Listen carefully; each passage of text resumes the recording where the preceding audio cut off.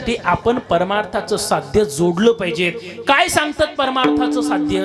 परमार्थाचं साध्य सांगतात, भक्तीचं साध्य सांगतात, तुम्हाला जर भगवान परमात्म्याला प्राप्त करायचं असेल तर भगवान परमात्म्याला प्राप्त करण्यासाठी आपली आवड ऐकून चालणार नाही, तर आपल्याला भगवंताची आवड जाणावी लागेल। काय बोलताय? अगदी बरोबर बोलताय। आपल्याला आपली आवड तिथं चालणार नाही। आणि काय झालं, आजकाल प्रत्येक व्यक्ती ही आपल्या आपल्या सोयीने भक्ती करायला लागलाय, आपल्या आपल्या पद्धतीने परमार्थ करायला लागलाय, आपल्या आपल्या आवडीने करायला लागलाय। आवडलं तसं म्हणजे आवडीने, निवडीने आणि सवडीने असा तो परमार्थ करायला लागला। आणि हा असा परमार्थ करत असताना बऱ्याच वेळा काय होतं, तो व्यक्ती गुंताळ्यात पळून जातो, परिस्थिती फार बिकट होते। म्हणून परमार्थामध्ये आपल्या आवडीला किंमत नाही। बघा, व्यावहारिक जीवनामध्ये माणसाची आवड भिन्न आहे, संतांची आवड भिन्न आहे आणि देवाची सुद्धा आवड भिन्न आहे। तिघांची सुद्धा आवड भिन्न भिन्न आहे। माणसाची आवड वेगवेगळी आहे, माणसाची आवड वेगवेगळी आहे। कोणाला काही आवडतं, कोणाला काय, कोणाला पनीरची भाजी, कोणाला मिरचीची भाजी, कोणाला वांगे, कोणाला काही, कोणाला पातोडी। बरी हे भाजी आवडते याच्यात नवलली एक भाजी, पण त्याच्यात वेगवेगळ्या चॉईस असतात। एक म्हणते हा पाय खालची घेजो गोळ्या, तुम्ही शहरात आहे म्हणून काय झालं, खेळात तर जातास ना। एक म्हणते हा पाय मंदातली घे, आपल्याला खालची चाल घट घट पाहिजे नाही। दुसरे म्हणते झाल झाल घे ना बे, तरी घे ना। म्हणजे प्रत्येकाची आवड वेगळी आहे। जेवणाच्या बाबतीमध्ये, कीर्तनाच्या बाबतीमध्ये सुद्धा तीच आहेत। गाते, श्रोते आणि पाहते, चतुर विनोदी दुष्यिते, सोहम भावे पूर्ण ज्ञाते, या सकळाती विनवणी करा। काही गाती असतात, काही लोकांना गायन आवडतं, ते म्हणतात वा काय छान गायन चालू आहे, त्यांना आवडतं। काही लोकांना ते श्रोते असतात, त्यांना ऐकायला आवडतं, ते कीर्तनाची चाल झाल्यानंतरच येतात। ते का रे पहिले काय अळ लावतात रे ते, त्यांना काय माहिती, हे अळ लावण्यासाठी त्यांनी 12 वर्ष घासली। त्यांना काय माहितीये की हे साध्य करण्यासाठी किती प्रयत्न करावे लागतात म्हणून ते सहज बोलतात, पण त्यांची ती आवड आहे। काहींना फक्त पाहते असतात, आग लाव्या कसा दिसते नाही का, आग लाव्या आहे म्हणतात, बुवा टँकरची काही व्यवस्था लावायची का काय नाही का, असा हा विचार असतो। काही चतुर असतात, मागून पाहायचं, आवडलं का ठीक, बरं नाही तर मग निघाले।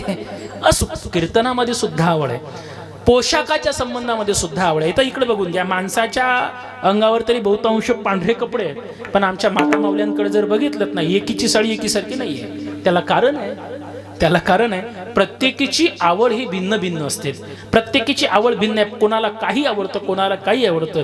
आवडीच्या संबंधामध्ये माणसाचं भिन्नता आहे, माणसाची भिन्नता आहे। हा माझा मुद्दा संपला। संतांच्या आवडीचा जर आपण विचार केला तर संतांची सुद्धा, प्रत्येक संताची वेगवेगळी आवड आहे। चला तुकोबारायच्याकडे, तुकोबारायला विचारा, तुकोबाराय काय आहे तुमची आवड? तुकोबाराय अगदी स्वाभिमानाने सांगतात, जावे पंढरीसी आवडे मनासी, जावे पंढरीसी आवडे मनासी, जावे पंढरीसी आवडे मनासी, जावे पंढरीसी आवडे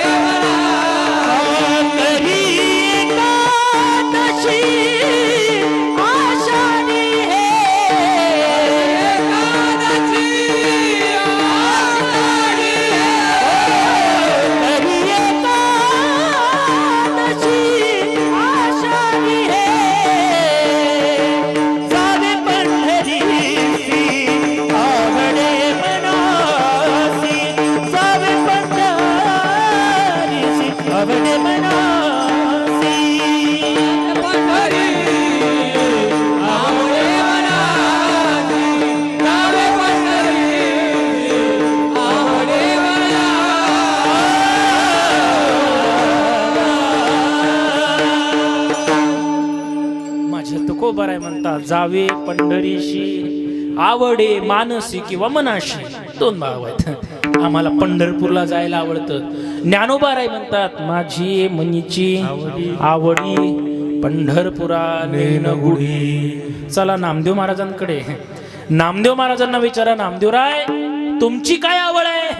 नामदेवराय म्हणतात, विठ्ठल आवडी प्रेम भाव, विठ्ठल नाम विठ्ठल नामाचा रेटा प्रेम भाव निघे नामा बिन काही। आम्हाला विठ्ठल आवडतो, आमची इच्छा आहे, आम्हाला भगवंत आवडतो। हे संतांच्या आवडी आहेत, संतांना वेगवेगळी आवड आहे। संतांच्या जशी आवड आहेत ना तशी भगवंताची सुद्धा आवड आहे। भगवंताची आवड आहे, हा भगवान परमात्म्याची काय आवड आहे एका ठिकाणी सांगतात, वाट पाहे उभा भेटीची आवडी, वाट पाहे उभा भेटीची आवडी, वाट पाहे उभा भेटीची आवडी,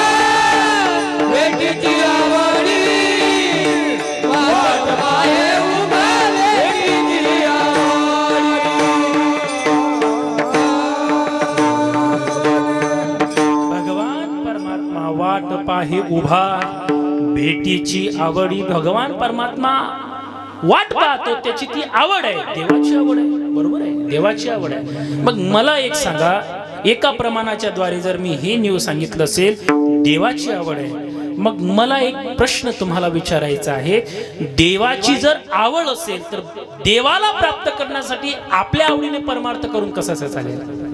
भक्ती आपल्या मनाने करून कशी काय चालेल? देवाची आवड आहे ना, मग समोरच्याची आवड आपल्याला जाणावी लागेल की नाही?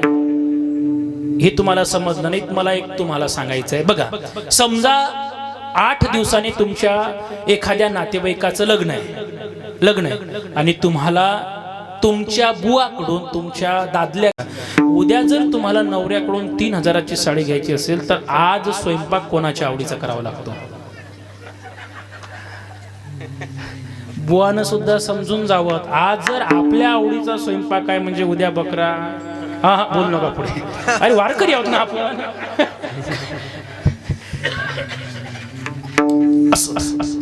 तुमच्या बुवाचंही तुमच्यावर एवढं प्रेम आहे, स्नेह आहे, जिव्हाळा आहे की तो दुसऱ्या दिवशी तुम्हाला 3000ची नाही 5000ची साडी घेऊन देते। संपला माझा मुद्दा। मला फक्त एक सांगायचं आहे, नाचुकल्या 3000च्या साडीसाठी आपल्याला नवऱ्याच्या आवडीचा स्वयंपाक करावा लागतो। आपल्याला जर मुक्तीला प्राप्त करायचं आहे, भगवंताच्या चरणाशी लीन व्हायचं आहे, तर भक्ती आपल्या आवडीनं करून कशी काय चालणार? मुक्ती प्राप्त करून घे, साडी प्राप्त करायची म्हणून नवऱ्याची आवड, मग मुक्तीच्या मार्गावर आपल्याला जायचंय, भगवंताच्या चरणाशी लीन व्हायचंय, तर मग तिथं कशी आपली आवड चालेल? आपल्याला आपली आवड नाही, देवाची आवड जाणावी लागेल। मग काय आहे देवाची आवड? अभंगाचं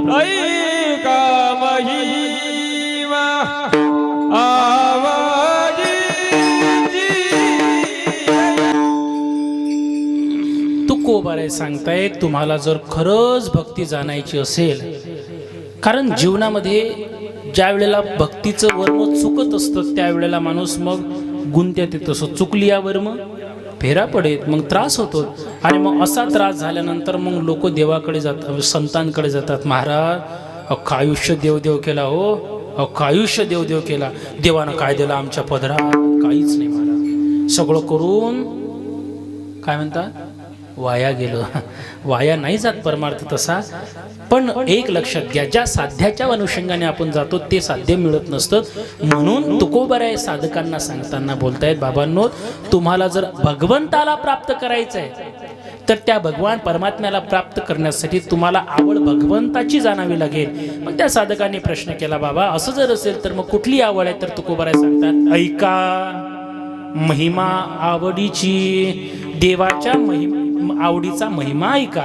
आता पहिला शब्द ऐका, हा ऐका शब्द माणसाला सावध करतो, सावध करणारा शब्द आहे. तुमच्याही गावा खेड्यापाड्यावर आजही अशी दवंडी दिल्या जाते, सुरुवात तिथूनच होते, ऐका हो ऐका, अशीच ना, इथूनच सुरुवात असते, ऐका हो ऐका, पीएम किसान सन्मान निधी अशीच असते ना. आता लाडक्या बहीणचे 31 मार्च पर्यंत केवायसी, किती आतुर. ऐका हा माणूसाला सावध करतो, सावध करणारा शब्द आहे. आणि म्हणून सावध करण्याच्या अनुषंगाने तुकोबारायने ऐका शब्द वापरला. ऐका म्हटलं की ज्याला काही घेणं देणं नाही ते विचारत असते. हे दवंडीवाले ज्या वेळेला गल्लो गल्लीमध्ये फिरतात ना, त्यावेळेला हे दवंडी देणारे लोक असले का त्या दवंडी देणाऱ्या व्यक्तीला ज्याचे मसनात गौऱ्या गेल्या ते बुडे त्याले म्हणते, काय म्हणतोय रे तो? तिथून त्याला विचारतात तो काय म्हणते. अरे तुला काय करायचंय आता? झालं ना, संपलं ना, तुझे थंब सुद्धा लागत नाही तरी अपेक्षा आहे लागत नाही. पण दवंडी दिल्यानंतर आपण सावध होतो. म्हणून की काय माझ्या तुकोबारायांनी ऐका हा शब्द ऐकला सुखासाठी. आणि याचं सगळं पातक मला भोगावं लागणार आहे. माझ्यामुळे जर एवढ्या जीवाचा, एवढ्या प्राण्याचा जीव जात असेल, मला हे लग्नच करायचं नाही. पण मला लग्न करायचं नाही तर मी नकार देऊ शकत नाही. माझ्या वडिलाचं काय होईल? माझा वडील राजा आहे, काय केलं पाहिजे? शबरीने एक विचार केला आणि रात्रीच्याच वेळेला घरातून पळ काढायचा प्रयत्न केला. आता पळ काढायचा म्हटल्यानंतर ती पळून गेली.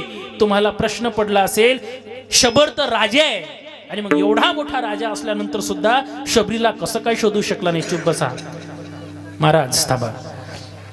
कसं काय शोधू शकला नाही? तर त्याच्या मागचं कारण आहे, शबरीला हे माहिती होतं की माझ्या वडिलांचं सगळीकडे साम्राज्य आहे, माझा वडील कुठेही शोधू शकतो, मला शोधू शकतो.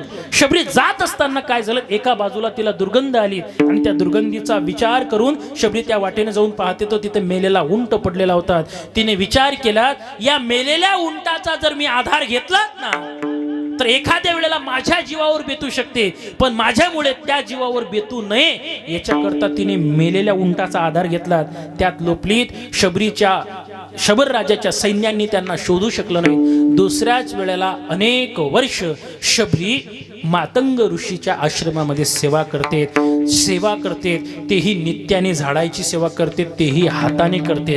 आता हाताने करत असताना शिष्यांना थोडा राग आला, तो प्रसंग थोडा वेगळा आहे, पण मला माझ्या मूळ मुद्द्यावर यायचं. एक दिवस गुरु मातंगजीला लक्षात येतं की कोणीतरी हा मार्ग रोज स्वच्छ करते, कोण असावी ती असं म्हटल्यानंतर त्या ठिकाणी मातंग ऋषीचे शिष्य आणि त्यावेळेला मातंग ऋषी लवकर जातात आणि शबरीची त्या दिवशी भेट होते. आता शबरीची भेट झाल्यानंतर बाकीचे तर नाराज होतात, पण गुरु मातंगजी तिच्यावर संतुष्ट होतात आणि शबरीला आशीष देतात, तिला शब्द देतात, बाई तू एवढी सेवा केलीत ना, या सेवेचं फल मी तुला देतोय.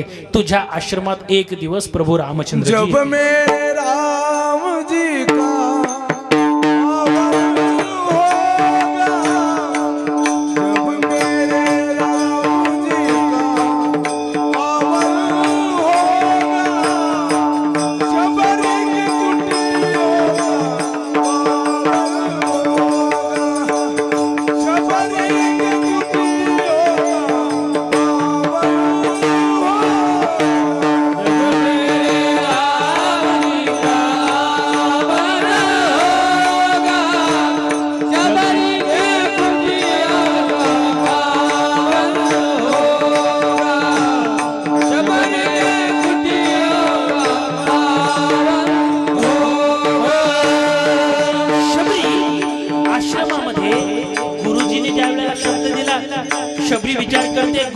तुम्ही सांगतायत ना, मग मी नक्कीच त्या ठिकाणी त्या रामप्रभूला ओळखेन, त्या रामप्रभूची भेट घेईन त्या देवाची.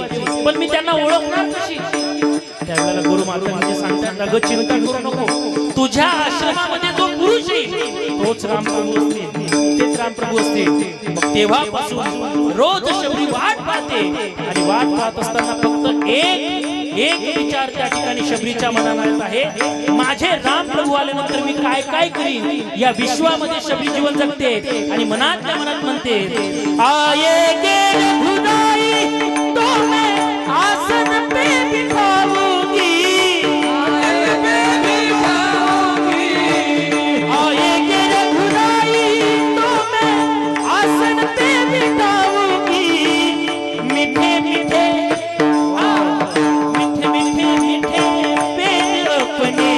हाथों से खिलाऊंगी, साथ साथ लक्ष्मण जी का दर्शन होगा, शबरी के कुटिया होगा, जब मेरे राम जी का आवन होगा, शबरी के कुटिया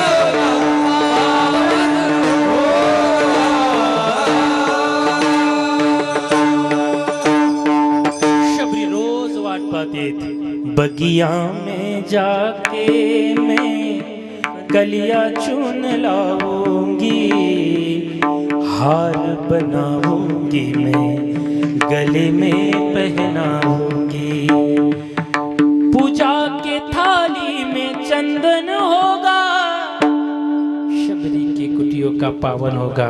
रोज वाट पाहते आश्रमातया कधी रे येशील, आश्रमातया कधी रे येशील, राम रघुनंदना. वाट पाहत्या हे गाणे म्हटलेत, हे अभंग म्हटलेत की हे लोकांनी काही जमत नाही, हे काही ऐकलंच नाही ना, हे यायला पाहिजेच. मेरे झोपड़ी के भाग्या है की नाही, आपण घ्या सगळे खुल जाएंगे राएंगे. काय भाग्यवान आहोत महाराज बाबा, आपण खरंच भाग्यवान आहोत. पूर्वीच्या लोकांना आएगे हा शब्द म्हणावा लागत होता, आज आपण एवढे भाग्यशाली आहोत.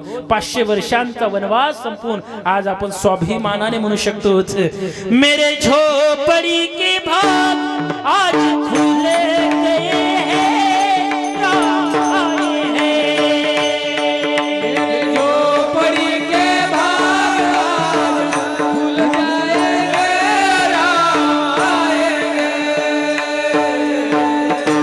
मेरे झोपड़ी के भाग खुल गए हैं. प्रभू रामचंद्र जी आ गए हैं. कुठल्या तारखेला आलेत? कुठल्या तारखेला? तुम्ही MPSC ची परीक्षा देणार ना? रामप्रभूची प्राणप्रतिष्ठा कोण्या दिवशी झाली विसरलो तर आम्ही वचन दिलं होतं, आम्ही या दिवसाला नेहमी साजरं करू, आम्ही दीपक जलवू, आम्ही दीप लावू, आम्ही दिवाळी साजरी करू, आम्ही ध्वज लावू, सगळे विसरले. नाही ठीक आहे, अहो 22 आपल्यासारखं तुम्ही मंडपातले लोक भाविकात म्हणूनच मंडपात आहात ना. काही विशेष नाही. असो आपण विसर, मी आपण शब्द वापरला, तुम्ही आलात, मी आलो त्याच्या. असो शबरी वाट पाहते आणि एक दिवस असा झाला ज्या वेळेला शबरीचे नेत्र अगदी सुकून गेले होते, थांबून गेले होते. अशा काळामध्ये रामप्रभू येतात आणि रामप्रभूला पाहिल्यानंतर मात्र आता शबरी अगदी आनंदी होते आणि ती मनात विचार करते, माझे पुण्य फळा आले, आज मी रामप्रभू पाहिले. तिला आनंद झाला आणि एवढा आनंद झाला का त्या शबरीने माझ्या रामप्रभूचे पाय धुतलेत. कशानं? नैनन के जल से पगदोए. गोसावी तुलसीदास जी कहते हैं उस शबरी ने अपनी आंखों के निकले हुए आंसू, उन आंसुओं से मेरे राम प्रभु के चरण धोए. याला म्हणतात भक्ती. आणि मग ज्या वेळेला रामप्रभू त्या शबरीच्या जवळ जातात, शबरीला विचारतेत, कुरवाळते, सगळं प्रेम अगदी झालं. ती बेभान झाली. एखाद्या वेळेला पाहुणा आपल्या घरी येतो, तर पाहुणा आपल्या घरी आल्यानंतर आपल्याला पाहुण्याचा सोपस्कार करायचा असतो, त्याला आदर तिथ्य द्यायचा असतो. आपणच त्याच्याकडे टकमक बघत राहिलो तर काय करायचं? पाहुण्याने तरी काय विचारायचं? त्याला ना पाणी विचारणं, त्याला ना जेवण विचारणं, तर पाहुणा करेल तरी काय? पण रामप्रभू त्यातले नव्हते, ते आमच्यासारखेच होते. रामप्रभू म्हटले, ओ मैया देखना बंद कीजिए, अब मुझे भूख लगी है, कुछ खाने के लिए दीजिए. भानावर आली शबरी आणि सांगितलं, प्रभू तुमच्यासाठी मी फळं आणलेत, ऋतुफळं आणलेत. आणि ऋतुफळं आणलेत नंतर मग काय तर त्या ठिकाणी रामप्रभू खायला लागलेत. लखनला म्हटलेत, लखन खाणार तेवढ्यात लखन म्हणतात, दादा खाऊ नको, सर्दी गिर्दी होईल बरं, सर्दी वगैरे जर झाली तर सांगू नको. तसेच ते हिवाळ्याचे दिवस आहे आणि रात्री 10च्या नंतर दवाखाने बंद होतात, मी दवाखान्यात नेणार. ज्या वेळेला रामप्रभूला लखनजी सांगतात मिठे खट्टे बेर हो सकते आहेत, त्यावेळेला शबरी माता म्हणते, लखनजी चिंता करू नका, बोर मीठ गोळच आहेत म्हटले. बोर गोळ तुला कसे माहीत? मला कसे माहीत म्हटले, मी चाखून बघितलेत म्हणून सांगते.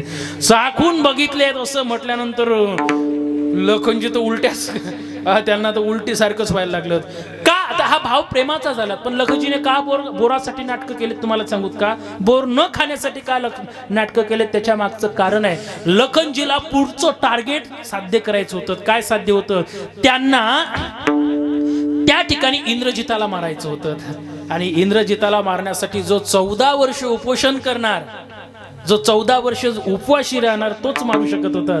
म्हणून फक्त त्यांना खायचे नव्हते, म्हणून खऱ्या अर्थाने लक्ष्मणजीने असे नाटकं केले. तर आपण लखनजीला मुळातच आपण याच्यात काढतो की त्याने तिरस्कार केला. नाही, तिरस्कार नाही केला. त्यांना त्यांचं ध्येय गाठायचं होतं. काय म्हणतात मराठीत त्याला? एम गुरुजी. शब्द पाठ नाही झाले की खूप मारत आहे. पुढे बसले असत. त्यांना एम अचीव्ह करायचं असतं, साध्य करायचं असतं, ते प्राप्त करायचं असतं. आणि मग त्या साध्य प्राप्त करण्याच्या साठी खऱ्या अर्थाने त्यांनी मग तिने ते लखनजीने खाल्ले नाहीत, पण माझे रामप्रभूने तिचे उष्टे बोर सुद्धा खाल्लेत.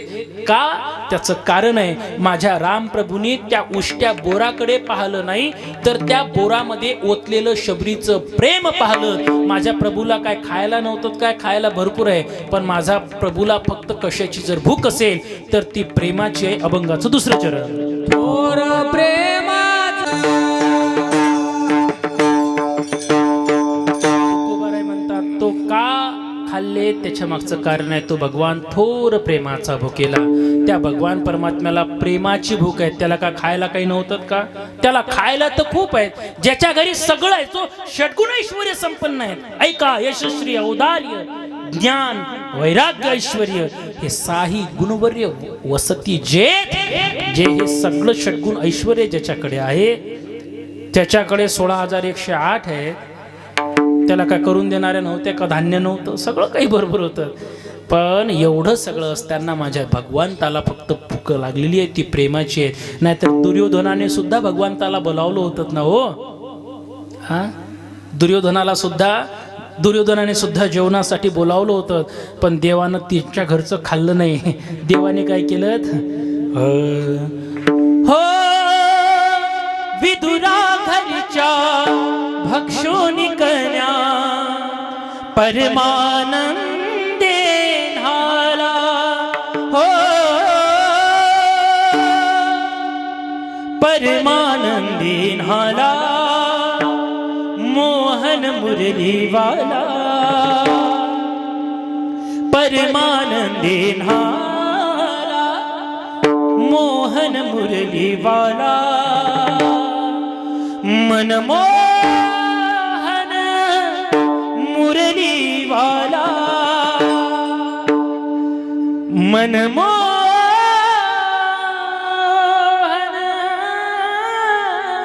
मुरलीवाला.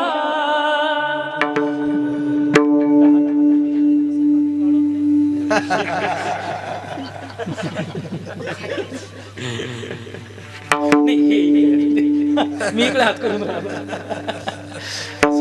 जागा बदलली त्यांनी. विदुराच्या घरच्या त्यांनी कन्या खाल्ल्यात, आहे की नाही?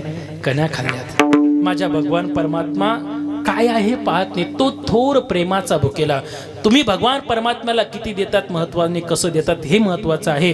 तुम्ही फार मोठं मारायची गरज नाही. त्याचं कारण आहे तो भगवान परमात्मा अंतरीची घेतो गोडी, पाहे जोडी भावाची. देव भावाचा, भावाचा नाही कोणाच्या बापाचा. प्रमाण आहे कोणाच्या बापाचा नाही तो.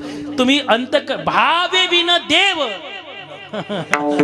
तुमचा जर भाव नसेल तर तो भगवान परमात्मा तुम्हाला प्राप्त होत नाही. भाव नाम त्या पद्धतीचं प्रेम असणं अत्यंत महत्वाचं आहे. तुम्ही भगवत भक्ती करत असताना त्याच्यात जर प्रेम नसेल ना, ती भक्ती काही कामाची नाही, का काहीच कामाची नाही. प्रेमाविन भजन नाकाविन मोती, अर्थाविन मोती वाचुनी काय.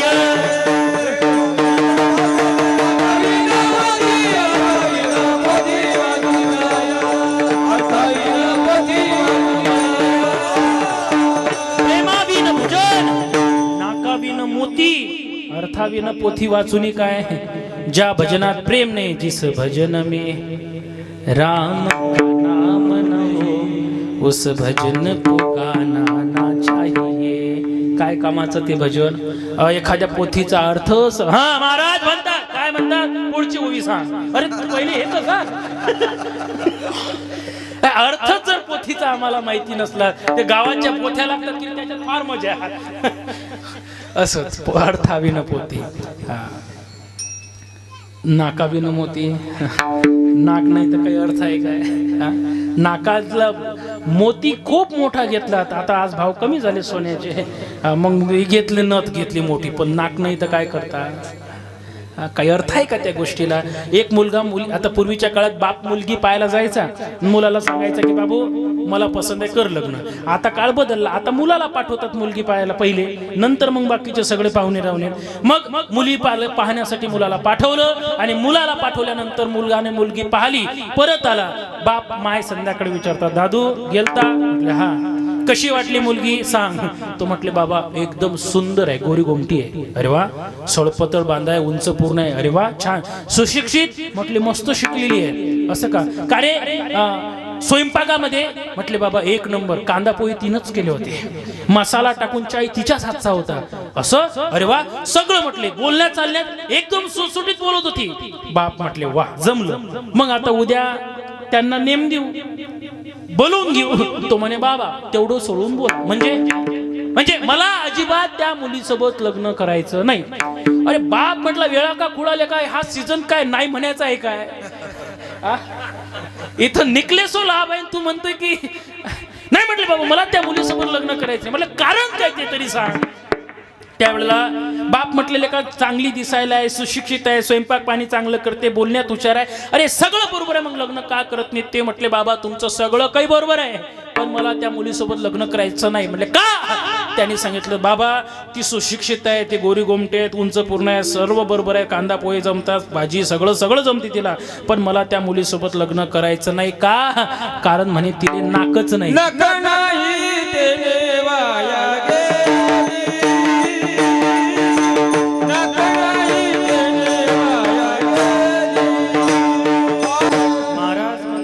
काय करावी ती 32 लक्षणे. नाक नाही त्याने वाया गेली. नाक नाही काय कामाचं. अरे आपली गतीच आहे. परमार्थ खूप करून राहिलेत, पण त्या परमार्थामध्ये जर भाव नाही, प्रेम नाही, तर त्या मुली नाक नसलेल्या मुलीसारखी आपली गत होऊ शकते. देव आपला तिरस्कार करू शकतो. याच्याकरता भक्तीमध्ये प्रेम असणं अत्यंत महत्वाचं आहे. म्हणून एका ठिकाणी संत म्हणतात भक्ती प्रेमा विन ज्ञान नको देवा. आम्हाला त्याच्याशिवाय प्रेम नको, भक्ती नको. आम्ही त्या पद्धतीची प्रेमाशिवाय करू शकत नाही, कारण त्या देवाला प्रेम हवा आहे. थोर प्रेमाचा भुकेला हाची दुष्काळ तयाला. याच गोष्टीचा दुष्काळ लोक सगळंच देतात प्रेम सोडून. प्रेम सोडून सगळंच देतात. फक्त आम्हाला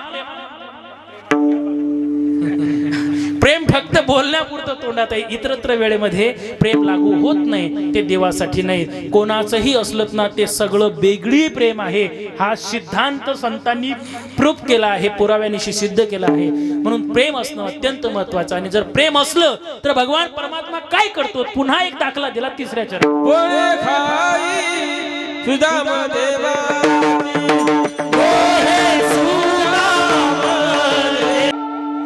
गाते चले मन में हरे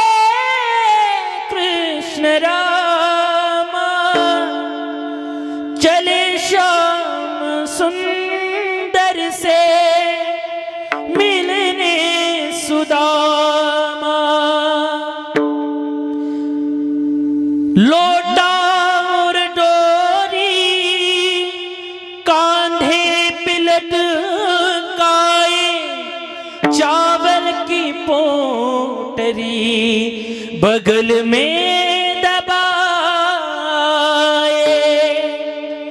पहुँचे ही जाए ओ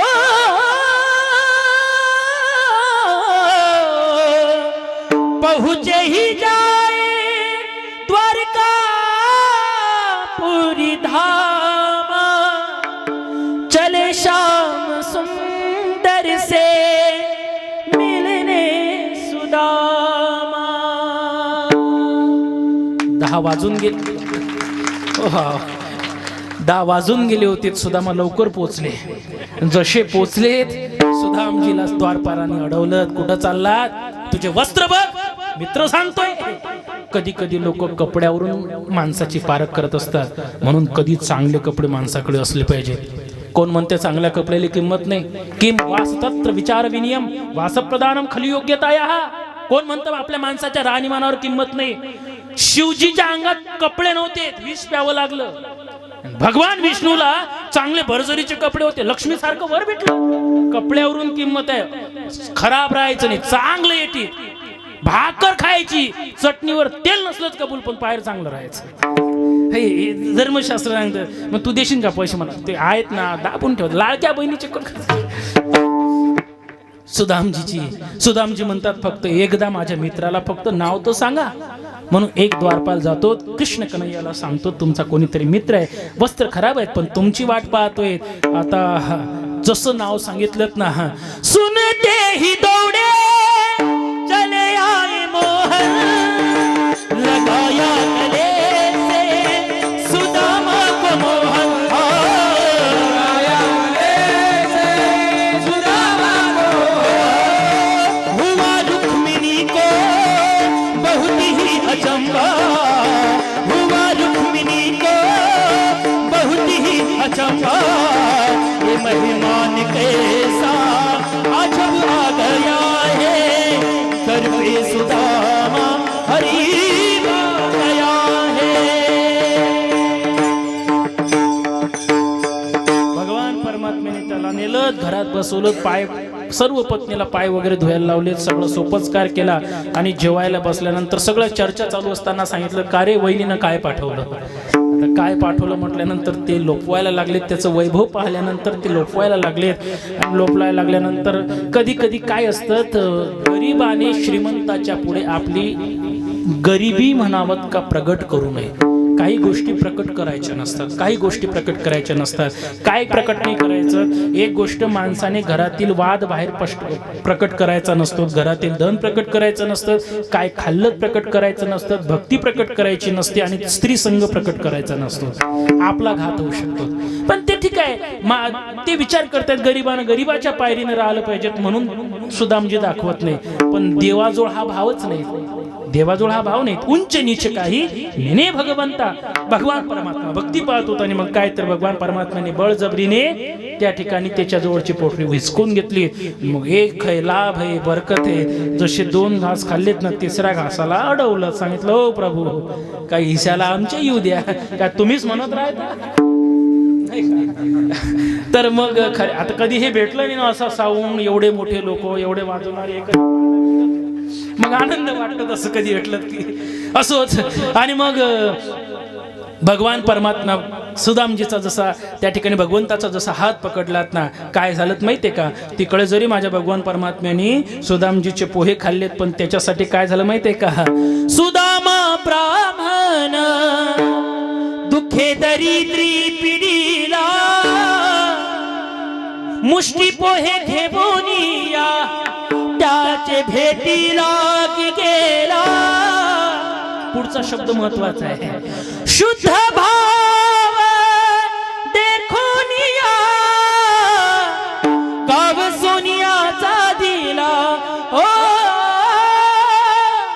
विठोबाचा धर्म जागो चरणी लक्ष लागो त्याला काय झालं घरी जसा जायला लागलेत, परत जायला लागलेत ना, घरी पोचलेत, गावात पोचले पण गाव ओळखूच आलं नाही, परत जायला लागलेत, मागून आवाज आला, प्रभू.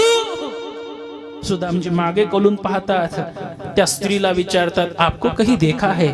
ते म्हटले, हो तुमची बायको आहे ना, मी काय देखा आहे म्हणते. अगं म्हटलं, ते तुझे बरजोरीची साडी, एवढं सोनं नाणं तुझ्या अंगावर आलं कसं? म्हटले, हे सगळं तुमच्या प्रभूचं आहे, माझ्या भगवान परमात्म्याचं. सुदाम देवाचे पोहे खाल्ले, पण परिणामी देवाने त्याला ही दिलं, पण कसे कोरडे होते, फके मारे कोरडेची. बरं, एक लक्षात घ्या, माझा भगवान परमात्मा एवढा उदार आहे की तो भक्तीच्या पुढे, प्रेमाच्या पुढे ना उष्ट मानत ना थोडं मानत. अभंगाचं शेवटचं चरण. न म्हणे उचिष्ट अथवा थोडे, न म्हणे उचिष्ट अथवा थोडे. ज्ञानेश्वर माऊली, ज्ञानराज माऊली, माऊली जय जय ज्ञानेश्वर माऊली.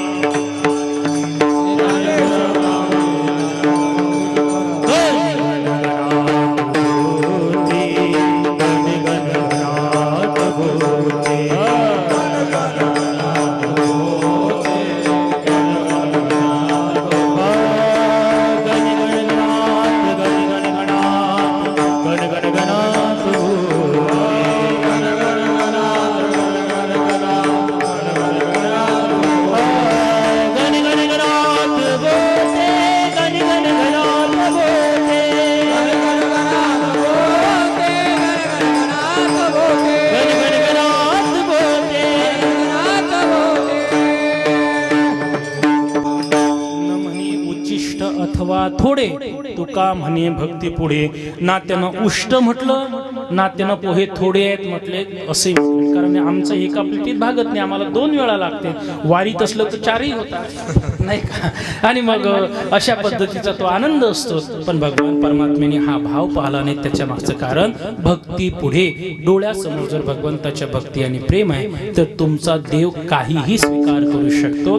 आणि म्हणून ते स्वीकार करण्याच्या उद्देशाने आपण एक करायचं, भगवान परमात्म्याची मानसी पूजा करायची, भगवान परमात्म्याला मन समर्पित करायचं. आणि अंतकरण युक्त, श्रद्धायुक्त अंतकरणाने ज्या वेळेला आपण महादेवाला, गजाननाला, सखारामाला, आधी करून साधू संतांना, नाम भगवंताला आपण जर पूजू तर नक्कीच देव आपली भक्ती त्या ठिकाणी स्वीकारल्याशिवाय राहणार नाही आणि आपल्याला ऐच्छिक प्राप्ती दिल्याशिवाय राहणार नाही. हेच या अभंगाच्या माध्यमातून मला असं वाटतं होऊ शकतं. आणि म्हणून आपण काहीतरी करावं आणि फक्त सत्मार्गाला लागलं पाहिजेत, हीच या ठिकाणची अपेक्षा करतो. सुंदर असं छान नियोजन, अगदी मोजके लोक, पण गर्दी नसली तरी दर्दी असलेले लोक, अगदी ऐकण्याच्या मानसिकतेमध्ये आपण सगळे उपस्थित राहिलात. आमच्या आदरणीय सुरेश